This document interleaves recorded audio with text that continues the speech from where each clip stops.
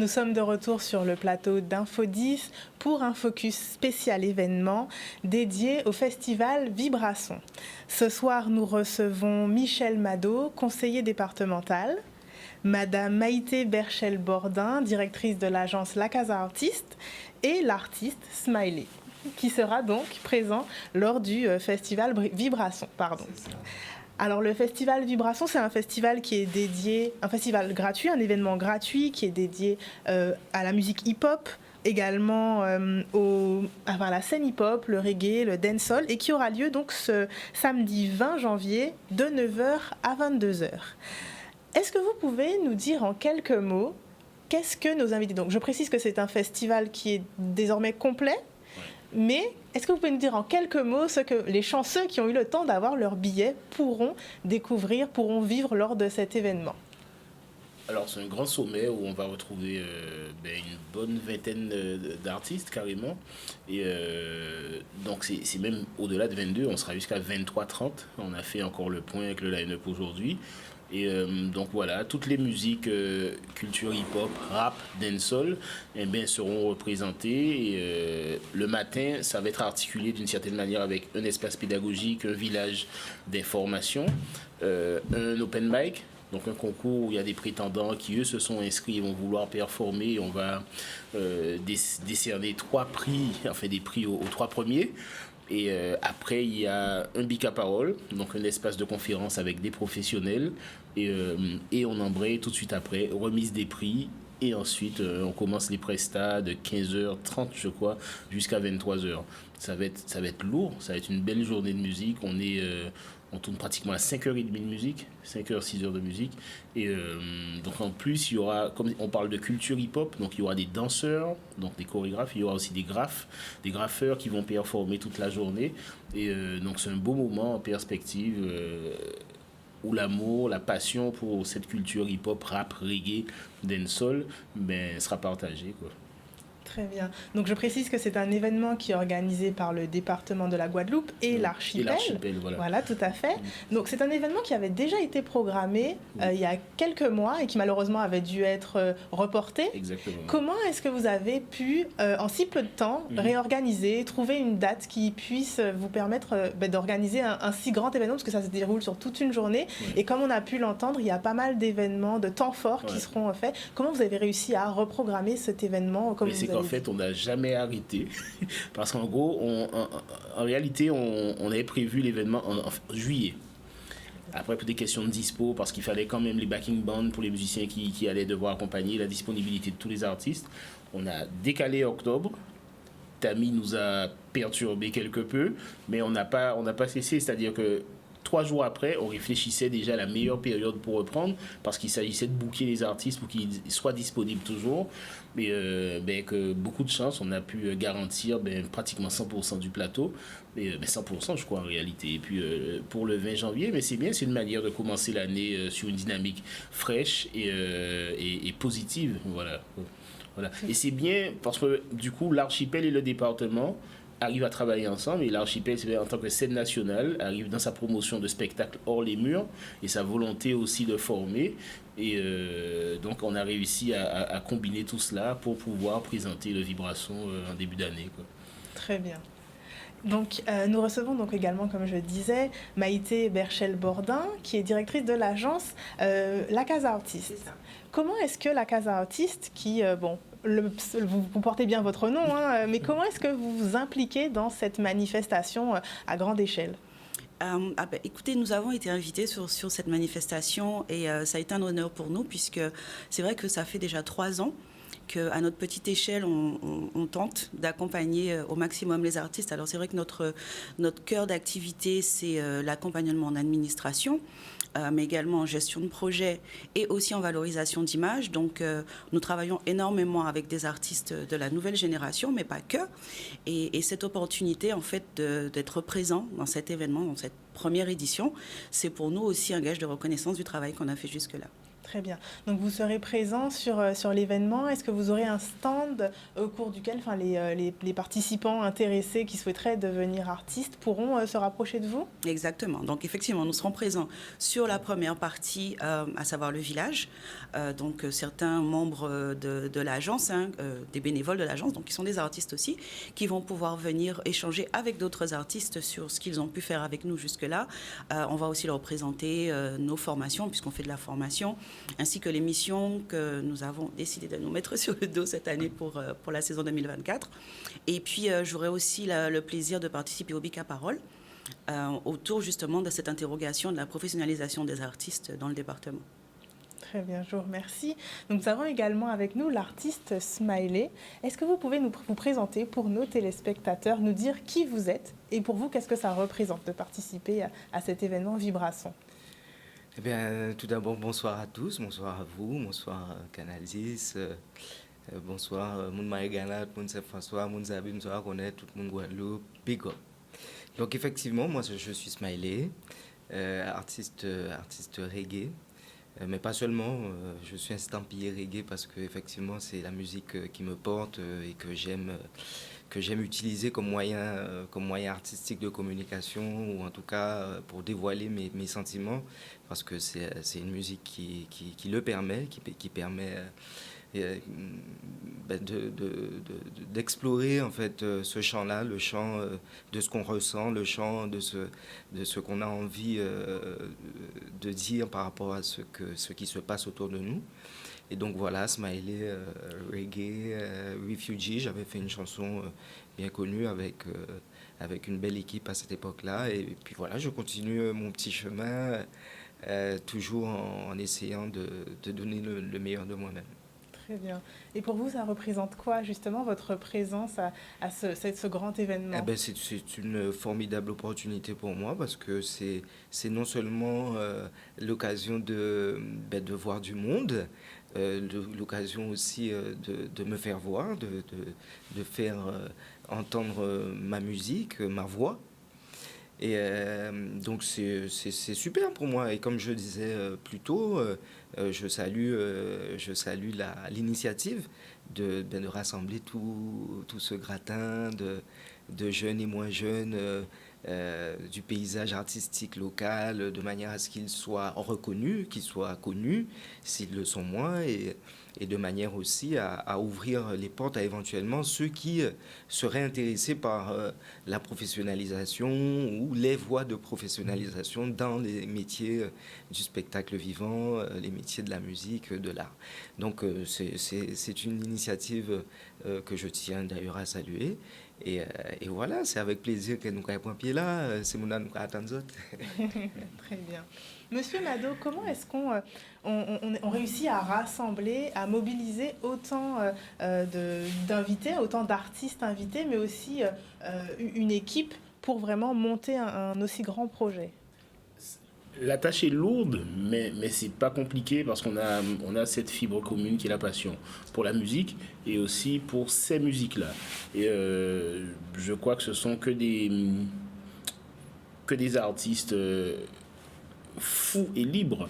Au sens que je dis fous et libres, c'est-à-dire qui n'ont pas de contraintes artistiques, qui n'ont pas de contraintes administratives non plus, et qui veulent représenter dignement le pays et leur musique.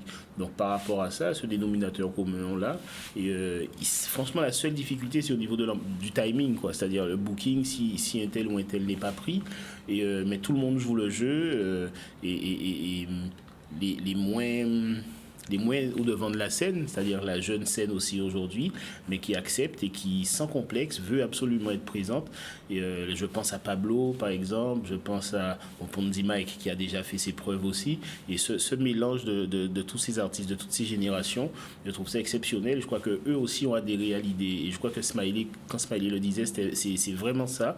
C'est cette solidarité quelque part, mais ce côté collectif, ce love collectif qui se trouve inné et naturel autour de ces musiques-là, en tous les cas, où après chacun gère son affaire, chacun a son style, et voilà.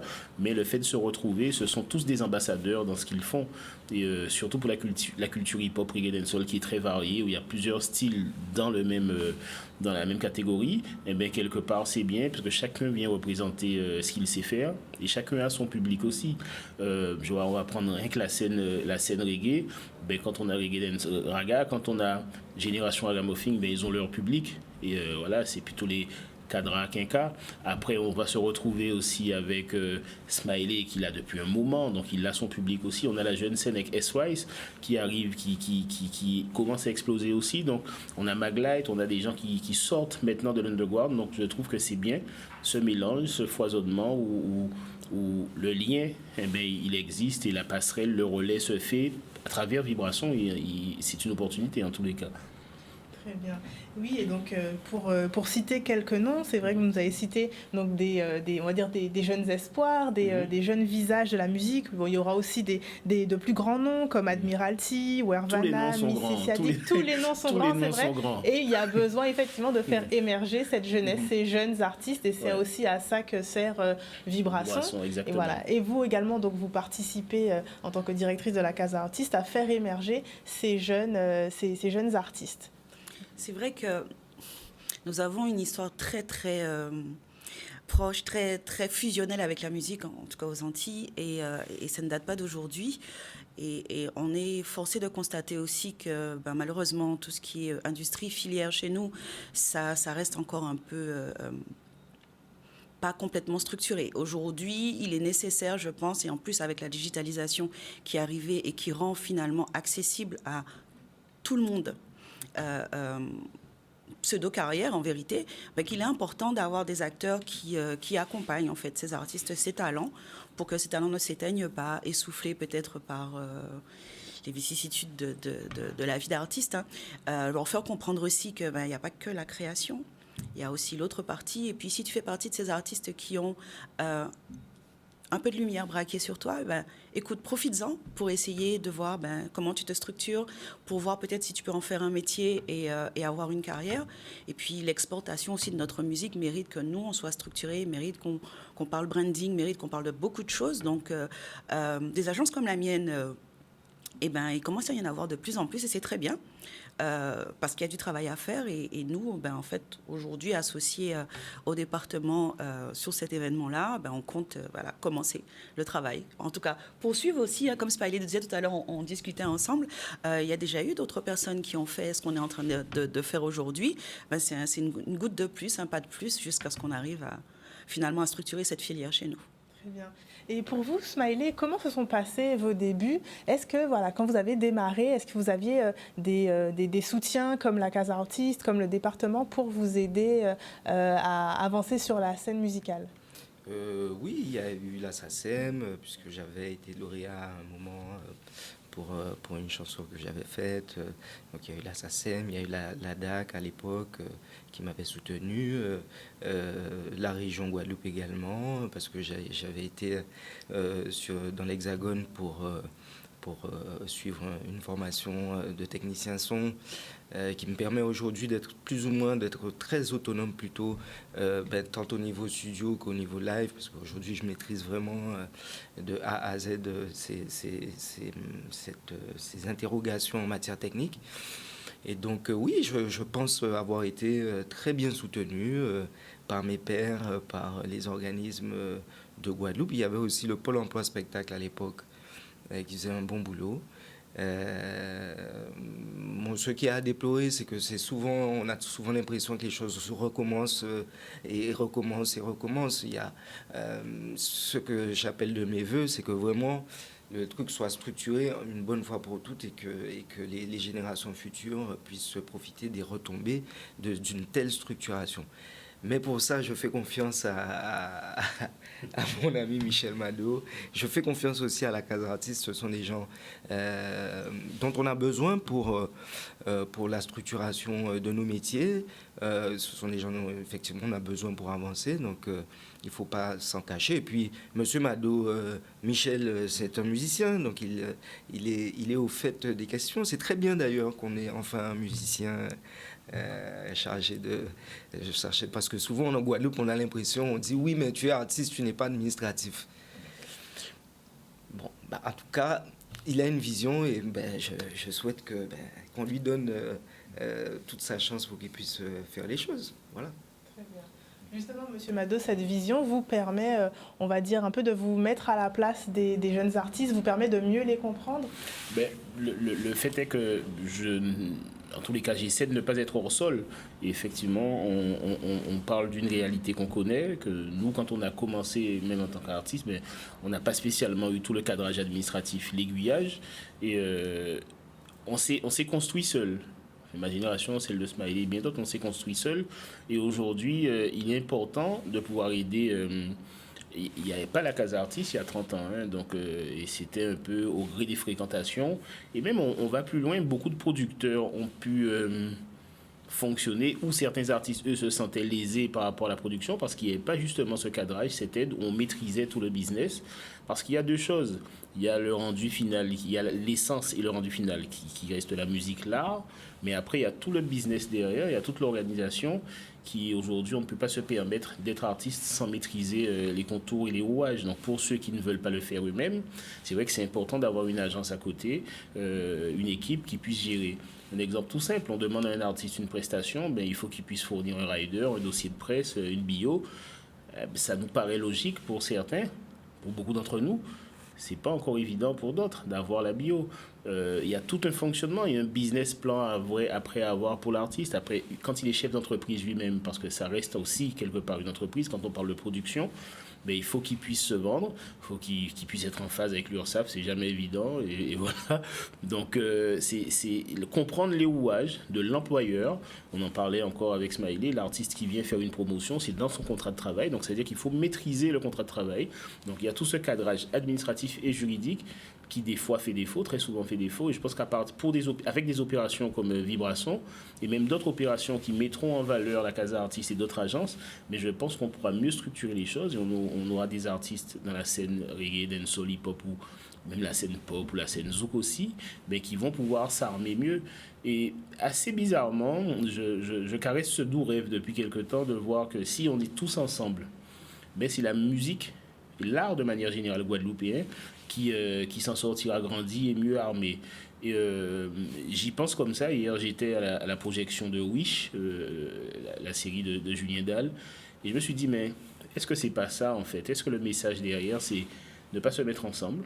Il faut se mettre ensemble, justement. Mettons-nous ensemble et se dire, voilà, on est fort de cette pluralité, de cette diversité, et avançons ensemble. Les artistes ont besoin des agents, ont besoin des personnes derrière qui cadrent, qui aident, et eux, ils ont besoin aussi des artistes qui fournissent la matière. Les pouvoirs publics ont cette obligation d'accompagner dans leur champ de compétences, et c'est comme ça que je pense qu'on peut construire une vraie économie, une vraie industrie culturelle et créative en Guadeloupe. C'est en organisant tout ça, en mettant tout ça sur partition et en faisant confiance aux artistes pour qu'ils déroulent, quoi. C'est ça. On a tendance à penser parfois qu'il faut être en concurrence dans la scène musicale, alors que voilà, comme vous le disiez, c'est ensemble qu'on peut vraiment avancer, les artistes ensemble, mais également avec les instances qui peuvent les accompagner. On a besoin des organisateurs, on a besoin des bookings, on a besoin des sponsors. Et c'est une économie derrière. Je veux dire, même la personne qui vient vendre ses pistaches, ses Cinnabols devant un concert, c'est toute une économie qui se crée. Mais il y a une chose qui est essentielle, l'essence même, le nectar, c'est l'art, c'est la création, quoi. Tout à fait. Et cela aussi est rendu possible par la passion, par le partage, et c'est ce qu'on va retrouver lors de l'événement Vibration. C'est le cœur donc de l'événement. Alors, on va donc marquer une petite pause et on se retrouve juste après la pub pour continuer à parler du programme et des surprises s'il y en a éventuellement. Je vous remercie, très chers téléspectateurs, et on se retrouve tout de suite après la pub.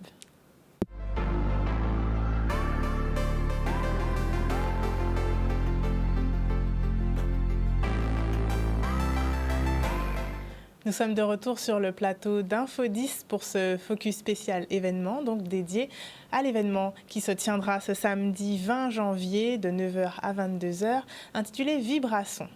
Donc, on rappelle Vibra-Son, donc c'est un événement dédié à la scène musicale reggae, dancehall, hip-hop et qui regroupera, qui rassemblera de nombreux artistes des différentes générations justement de cette grande scène musicale. Donc, c'est un événement qui est gratuit et dont justement tous les billets ont été vendus. On se doute qu'il était attendu. Tout est parti rapidement. On a 1500 places, à peu près 1500 places qui sont parties en 2 heures. Très bien. Et donc, c'est-à-dire qu'il y a certaines personnes qui avaient déjà leur billet pour la prestation d'octobre. Donc, il y a eu une mail list où ils devaient convertir pour la prestation de janvier. Et tout est parti très vite. Mais c'est bien, ça veut dire qu'il faut ce type d'événement et ça laisse la porte ouverte à un Vibra-Son 2 l'an prochain, quoi. Tout à fait. Voilà. On se rend compte effectivement que c'est un événement attendu.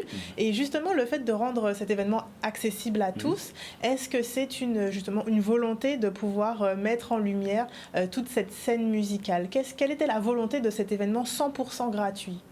On a, quand on regarde, les artistes de cette scène reggae et rap, dancehall, ils ont casqué de gros bonnet. Ils ont brisé certaines chaînes, certaines conventions. Ils sont sortis d'un fonctionnement underground qu'ils ont parfaitement maîtrisé et ont pu prospérer. Et aujourd'hui, on voit que ce sont les grandes maisons de disques, ce sont les qui, à la limite, viennent vers eux. Ça veut dire quoi ? Ça veut dire que le talent est là, ça veut dire que la force créatrice est là. Eh bien, quand on voit des grands noms qu'on a eus, on va prendre effectivement les fameuses têtes d'affiche, quand on voit Chris, ceux qui ont eu la chance d'être signés en major, donc qui ont un parcours aujourd'hui au Hervana. Donc on se dit, eh bien tiens, non, il y a de la matière vraiment. Et ceux qui n'ont pas signé en major n'ont pas moins de talent, bien au contraire, c'est peut-être même une autre démarche encore plus authentique où ils prennent plus de risques eux-mêmes. Et aujourd'hui, c'était rassembler tout ce monde, montrer que cette nouvelle scène, mais qui en réalité n'est pas si nouvelle que ça, puisqu'elle est là depuis pratiquement 30 ans aujourd'hui, mais cette scène a une carte à jouer et est une vraie valeur aujourd'hui pour l'industrie culturelle et créative et pour la musique de la Guadeloupe. Et j'aime à dire que c'est notre patrimoine musical aujourd'hui. Je pense aux pionniers, je pense à Rassabian, de Freedom Fighters, je pense à King Daddy Yod aussi. Je me dis, ben tiens, ça fait quand même longtemps que les gars étaient là, ils avaient fait quelque chose. Je pense à Tironi et Krishoun, Influence Sound. Je me dis, il y a quand même du monde qui... Ouais, on a une histoire quand même. Cette musique a une histoire aujourd'hui en Guadeloupe, mais chantée en créole. C'est-à-dire que effectivement, après, il y a l'aspect stylistique, mais c'est pour ça que je parle de patrimoine, parce que c'est du rap créole, c'est son qui vraiment Guadeloupe, quoi. Et reggae en nous, c'est voilà. Et puis je me dis, ben tiens, avec le président Losbar, on s'est dit, ben tiens, il fallait offrir cette vitrine, ce moment de partage et cette célébration quelque part. Et ça tombait un peu à l'anniversaire du hip-hop aussi. Et donc je me suis dit, ben tiens, voilà, on a d'où Vibra-Son. Et un clin d'œil à Bowser Jimmy, c'est lui qui nous a donné le nom. On cherchait tous une appellation. Et puis Bowser Jimmy qui dit, allez, voilà, Vibra-Son, qu'est-ce que t'en penses ? On s'est dit, allez, on cherche plus, c'est bon. Et puis c'est ça, parce qu'il fallait trouver la positive vibe, où on se dit, tiens, on est sur quelque chose, on construit quelque chose ensemble.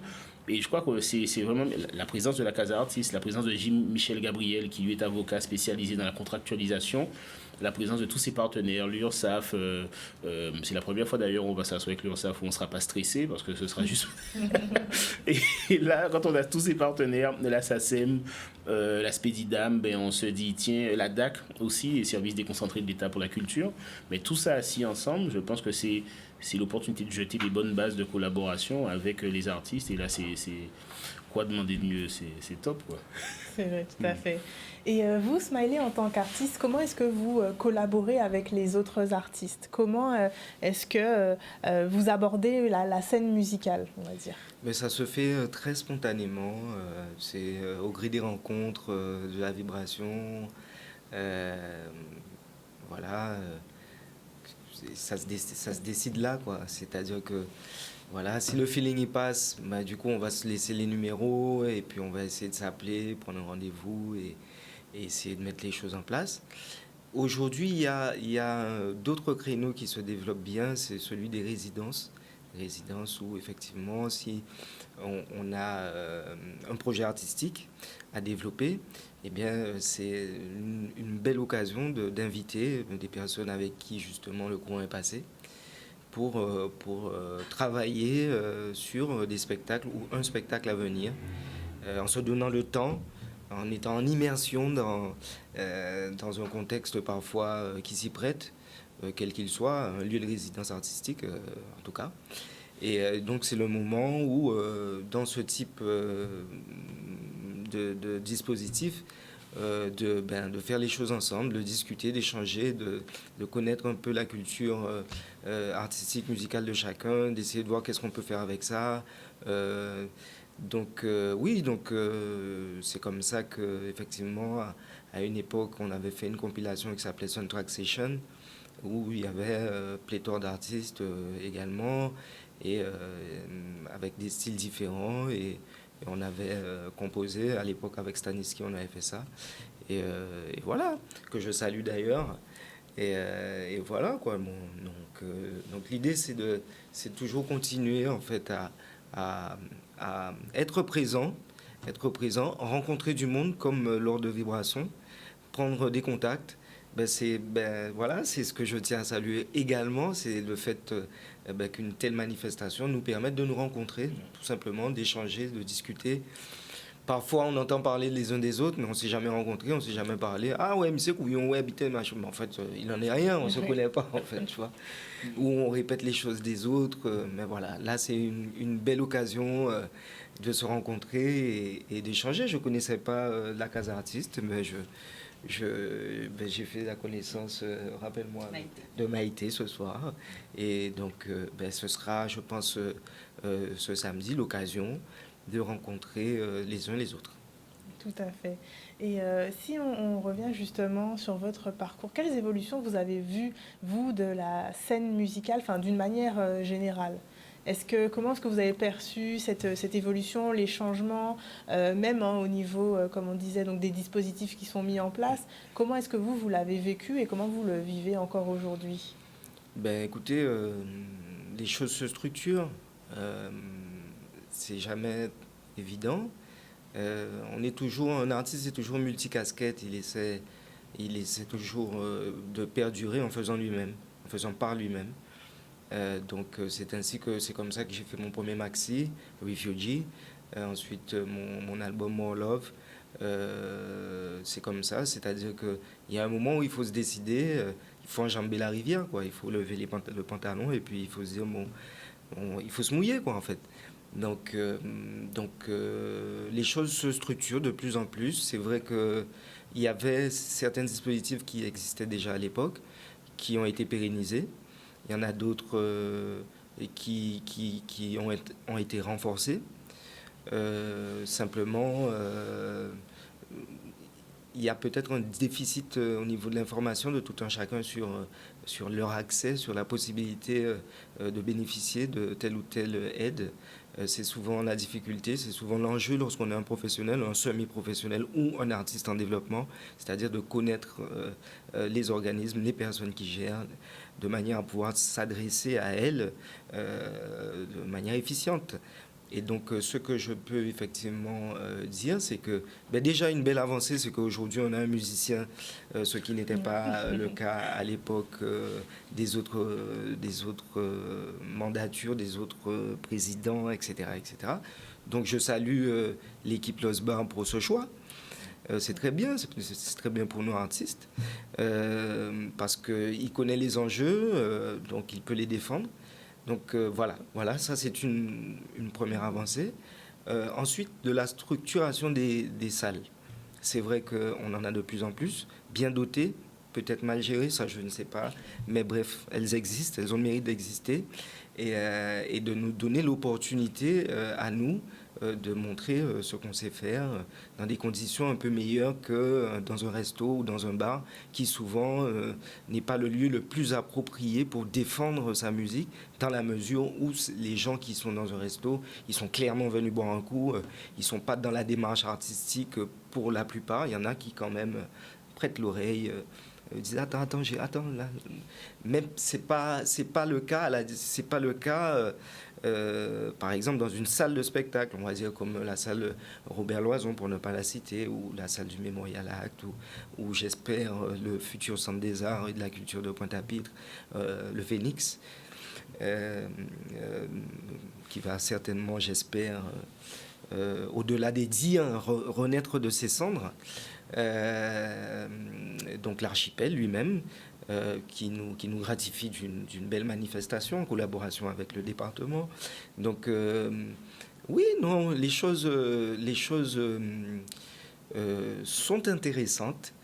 Moi, j'ai toujours en tête qu'il faut, en tant qu'artiste qui se déplace, qui voit les choses, qu'il faut lier tourisme et culture. Il ne faut pas que la culture, et ça on peut en discuter, ça peut faire l'objet peut-être d'investigations ou d'autres émissions, mais en tout cas, oui, il faut comprendre que lorsqu'un festival, comme on va, pour ne pas le citer, je l'ai fait ce matin, mais je vais encore le faire, comme le festival de Marie-Galante, le festival Terre de Blues, lorsqu'on a une manifestation comme ça, il faut savoir qu'il y a des gens à Paris ou en Belgique ou à Amsterdam qui prennent des billets d'avion, des chambres d'hôtel, qui louent des voitures et qui vont prendre qui vont aller bouffer au restaurant parce qu'il va y avoir cette manifestation-là. Donc comment ne pas lier tourisme et culture? Donc voilà, c'est quelque chose que je lance, que je dis comme ça, c'est pas l'objet, mais il faut développer, à mon avis, un état d'esprit. Nous, les artistes, on doit se dire lorsqu'on part, on part avec la Guadeloupe, qu'on est une partie de la Guadeloupe, et c'est voilà, ça peut être aussi, ça peut faire partie des avancées, puisque je sens qu'il y a une volonté à l'export, qu'il y a une volonté aussi à montrer ce qui se passe en Guadeloupe à l'extérieur, une volonté de montrer, de rassembler déjà les talents et ensuite d'en faire quelque chose de bien par la suite. C'est déjà bien. On ne peut pas s'arrêter là. On veut toujours l'excellence, on veut toujours le meilleur. Donc on est là pour titiller les gens, pour dire mais voilà, c'est bien, mais en fait il faut aller encore plus loin. Et donc voilà, donc on a la parole, on est écouté, j'espère entendu. Et donc on continue le boulot de réseauter, de partager avec les autres, de ne pas imposer ses idées, mais de les faire connaître de manière à ce qu'elles servent à tous et qu'elles reviennent en bien à celui qui l'a émise à l'origine. Voilà. Tout à fait. Effectivement, les artistes, tout comme les sportifs, ce sont des dignes représentants aussi de notre culture, de notre richesse. Et donc, c'est aussi un peu pour ça que vous êtes là. Et mine de rien, il n'y aura pas, je pense, que les Guadeloupéens ou que ceux qui ont pris leur ticket qui pourront vous voir, puisque l'événement sera diffusé également en live sur les réseaux. Donc, ça permet justement d'apporter cette visibilité-là hors de la Guadeloupe et hors même peut-être des Antilles et de la Caraïbe. Et cette question justement de l'export, est-ce que à la Casa Artiste, il y a cette question qui est aussi abordée dans l'accompagnement des artistes? Assurément, et la question est abordée en amont, c'est-à-dire que lorsqu'un artiste arrive à l'agence, c'est vrai qu'on a tout un travail effectivement d'information, parce qu'on va commencer par des masterclass sur des thématiques très importantes de leur carrière, déjà comprendre qui ils sont, où est-ce qu'ils mettent les pieds en vérité. Et dans ce process, travailler avec eux sur un projet, travailler sur ce que j'appelle leur branding, leur image, leur posture. On a parlé de bio, on a parlé de rider, on a parlé de plein de choses. Avant de vouloir se lancer dans l'export, il faut avoir quelque chose à exporter. Il faut avoir... je dirais pas une carrure, mais en tout cas préparer quelque chose. Et cette démarche, en fait, finalement, il y a du boulot. Il y a du boulot en amont, parce qu'il y a des organismes dans lesquels il faut s'inscrire pour pouvoir aussi être en sécurité par rapport à sa propriété intellectuelle et tout un tas d'autres process. Donc, il y a du boulot, en vérité. Et il y a vraiment du boulot pour plusieurs types d'acteurs.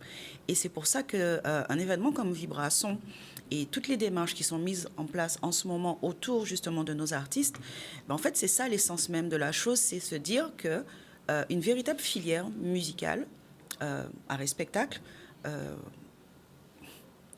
devrait exister a sa place pour exister aux Antilles et particulièrement sur notre île. Donc maintenant, à nous, comme disait Smiley et M. Mado, à nous vraiment de s'activer, de faire ce qu'il faut parce qu'il y a une génération qui arrive.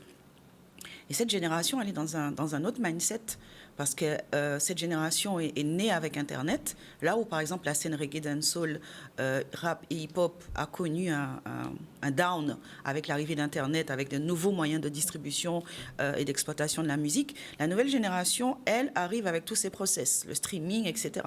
Mais sans le cadre juridique, sans tout ce qui peut les mettre en sécurité. On parle beaucoup de buzz, etc. Mais en vérité, des artistes qui ont un titre avec lesquels ils ont fonctionné sur 40, 50 ans, c'est pas nouveau. Donc en vérité, il y a quelque part un modèle d'exploitation à mettre en place. Il ne s'agit plus de rechercher les feux des projecteurs un moment et ensuite de passer dans l'anonymat. C'est pendant ce temps-là faire ce qu'il y a à faire, devenir intermittent du spectacle et plein d'autres choses. Et pour ça, voilà, nous, on va se positionner dans de l'information, dans de la formation, dans de l'accompagnement pour que beaucoup d'appelés, peu d'élus, mais en tout cas ceux qui font le chemin puissent le faire correctement. Très bien. Et donc, depuis la création de l'agence, est-ce que vous avez eu beaucoup de candidats, beaucoup de profils? Et est-ce que vous arrivez justement au terme des projets avec eux? Est-ce que vous arrivez à capter leur attention pour justement qu'ils comprennent voilà, toute la démarche et l'importance de cette démarche? Alors, j'ai dit beaucoup d'appelés, très peu d'élus. Parce que c'est comme ça, hein. Tous les pâtissiers qui font des écoles de pâtisserie ne finissent pas grands pâtissiers sur l'avenue des Champs-Élysées. Donc le but, c'est de vraiment leur donner à tous le même, comme j'aime dire, le même départ. Et nos artistes sont artistes avec le cœur. Après, par exemple, la masterclass qu'on positionne à l'entrée en fait, dans l'agence, c'est vraiment la première démarche qu'on va faire avec eux. Généralement, après cette masterclass, j'ai 3 profils. J'ai OK, d'accord, ça m'a l'air super compliqué, tout ce que tu viens de me dire. Je pense que je vais continuer à chanter dans mon coin, tranquillement. Je ne veux pas partir dans tout ce truc-là. Il y en a d'autres qui me disent bon, pousse, je vais prendre le temps de réfléchir à tout ça, de structurer un projet, etc. Et puis il y en a d'autres qui me disent OK, on y va. On y va. Et là, moi, j'arrive. Non, stop. Doucement, on va y aller doucement. On va d'abord parler de ta structuration administrative, qui tu es, qu'est-ce que tu fais, etc. Quels sont les partenaires dont tu as besoin? Parce qu'un artiste indépendant n'est pas un artiste seul.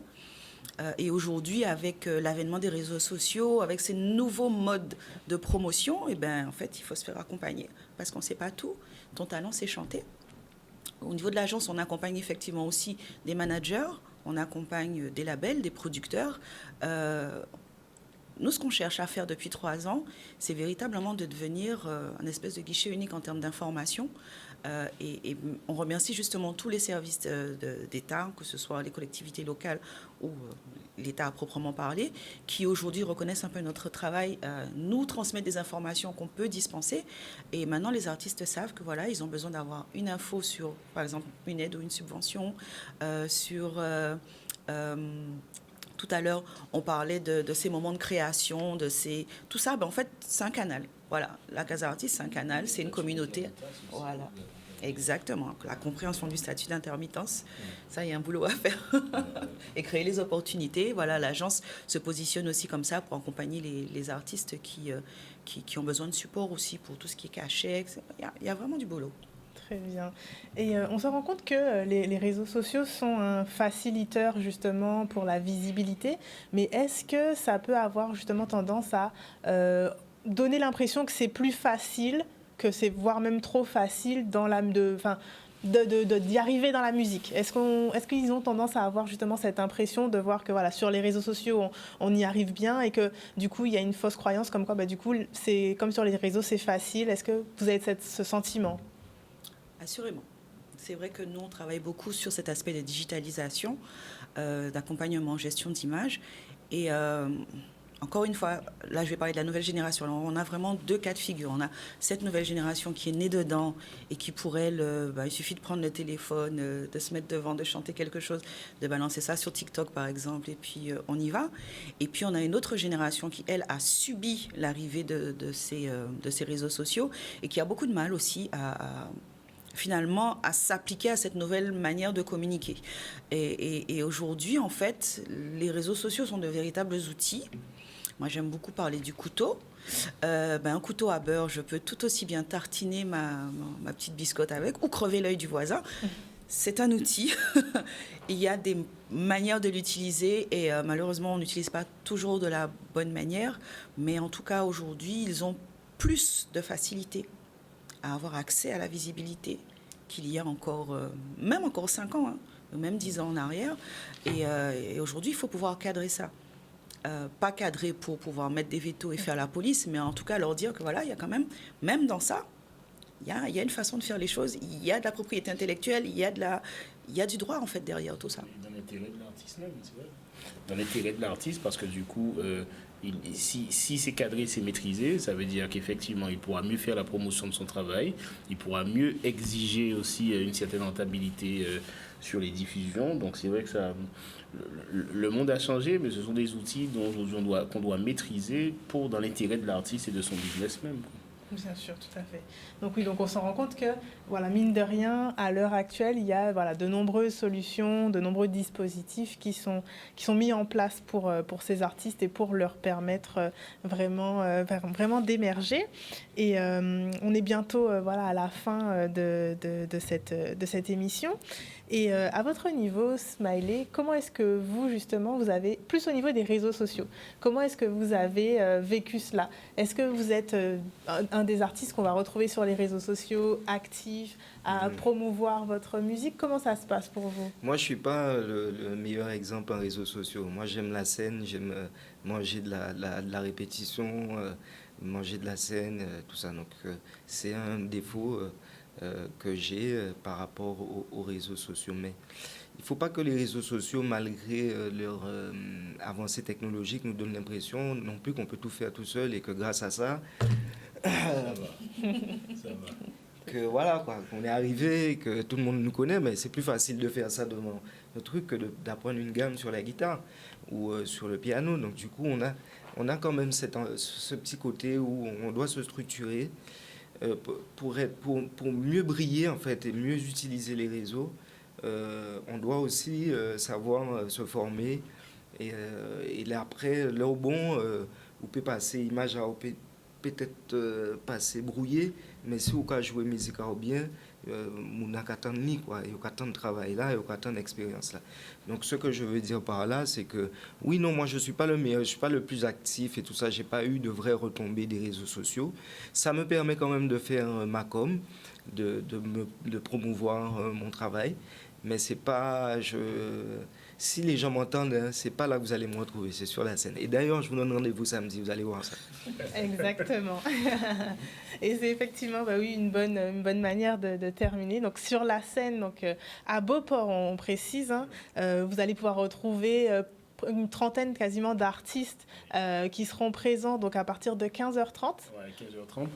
Mais alors, pour ceux qui le souhaitent, alors, dès le matin, pour le village et le Bic à Parole, et puis surtout l'Open Mic, qui sera diffusé, pareil, sur les réseaux, sur le Facebook Live du département, dès 10h30, l'Open Mic. Et sait-on jamais, mais il y a peut-être des futures explosions artistiques. La Casa Artiste pourra de nouveau être sollicitée par des gens qui parviennent tout de suite dans le métier. Et voilà, sur le réseau social, sur le Facebook Live du département, depuis les portes ouvertes depuis 9h, 10h30 Open Mic, le village commence à 9h, et Bic à Parole, je crois que c'est à 13h où la journée est full, et après à 15h, on ouvre la grande scène, remise des prix pour l'open mic, petit discours, et après 15h30, prestation danse, prestation musique, et je crois que c'est la grande fête reggae, raga, dancehall, rap et culture hip-hop, et c'est voilà, et bon, c'est là qu'on prend un coup de vieux aussi, parce que c'est là qu'on se dit, quand même, ouais, ça nous rappelle il y a 20 ans, il y a 25 ans, 30 ans, et puis on se dit, ouais, quand même. Et, mais quelque part, c'est bien. Dès lors que la culture hip-hop, le reggae, la raga, dancehall, mais quand ça prend de l'âge, ça veut dire qu'il y a des valeurs sûres derrière, quoi. Très bien, effectivement, et que ça perdure, mine de rien. Voilà, voilà. Donc si vous avez pris vos tickets, ne loupez pas le rendez-vous, donc Vibra-Son, donc samedi 20 janvier à partir de 9h. Vous allez pouvoir également retrouver en direct live sur les réseaux donc, du département les différents événements, les différents temps forts de la manifestation, et ne loupez pas aussi le concert très attendu, enfin concert et on va dire voilà, tout ce qui est danse exactement. Voilà. Donc à partir de 15h30, le rendez-vous est pris. On attend aussi peut-être une deuxième édition de Vibra-Son. Ce sera au courant 2025, c'est sûr. Voilà. Alors par contre, c'est juste un mot. Oui. Si quelqu'un vous propose un ticket à vendre, dites non, c'est pas possible parce que c'est gratuit. C'est un événement gratuit, tout à fait. Voilà, donc on donne, mais on ne vend pas. Voilà. Eh bien, merci beaucoup à vous. Merci beaucoup. Je vous souhaite une excellente soirée. Excellente soirée, chers téléspectateurs. Je vous retrouve demain à 18h30 pour une nouvelle édition du JT. Bonne soirée sur Canal 10.